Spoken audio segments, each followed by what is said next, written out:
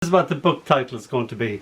When the COVID broke, I was talking to my friend Sham in New Delhi, and as well as being an avid poet, he's an avid bird watcher, and we were discussing the fact that the world might be left, that the birds may inherit the world, if you're going to mess it up.